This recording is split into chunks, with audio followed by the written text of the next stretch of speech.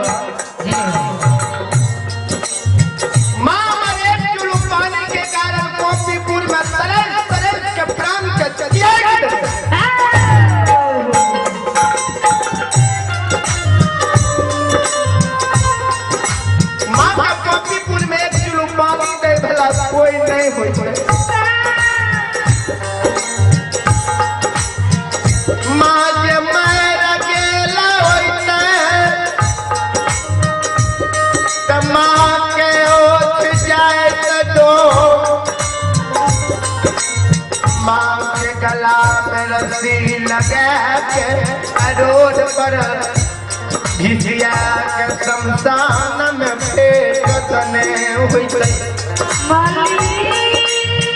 अच्छा बेटा माय के क्रिया कर्म नहीं भेजो।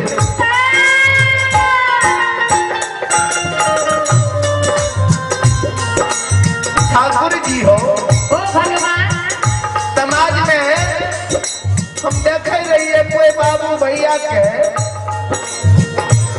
माता पिता मरे रहे तो कांच आंख काट के लाल पियर के डोली फरकी बना के वही पर सुता के माँ के शमशान ले जाए और शमशान में बेटा आग डाके माँ के दाल संस्कार किया जाए। हम मन में सोचने रहिए कि माय हमर मरते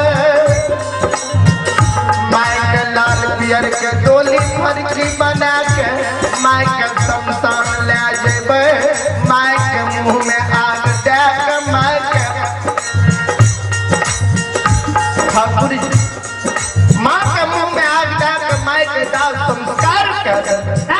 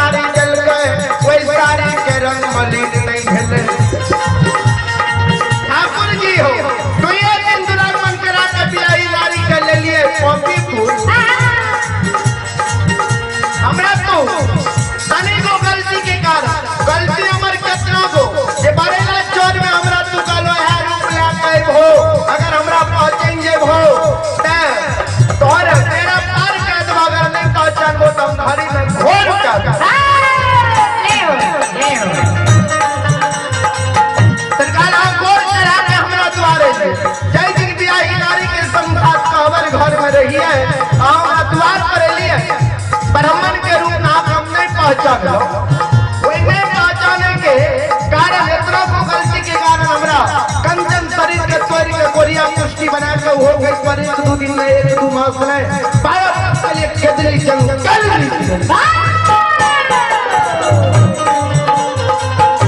जंजाल हो यही नारी हमारा घर में नहीं हो। हे परमात्मा हे ठाकुर जी भगवान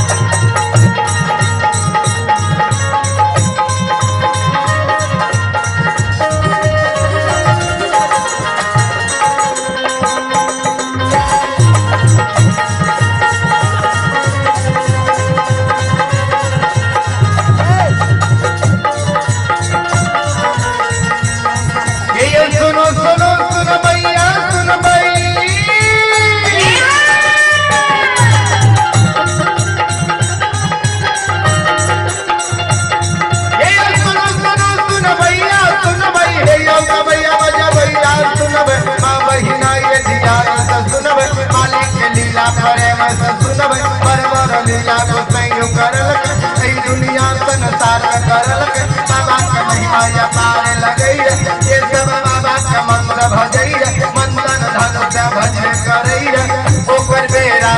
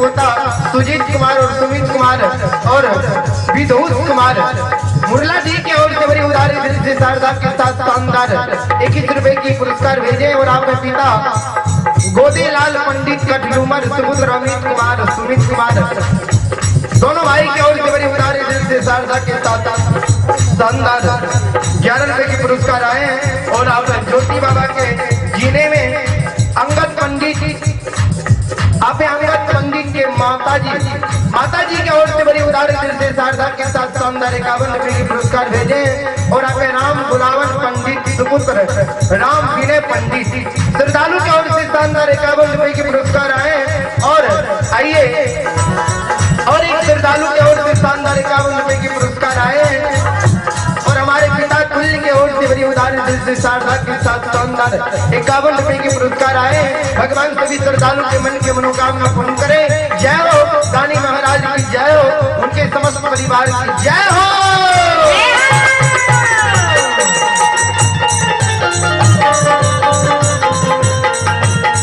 ये भोला बाबा भंडार का भरिए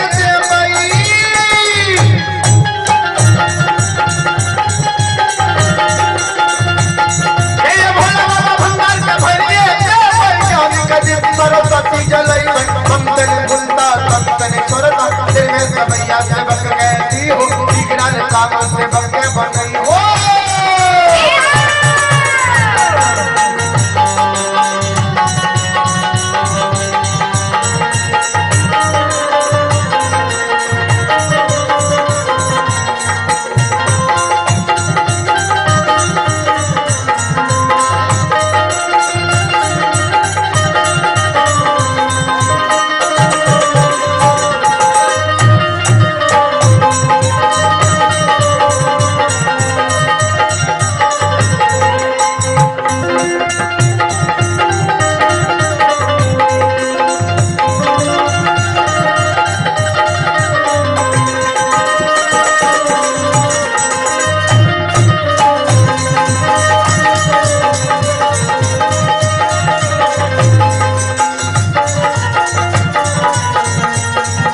भगत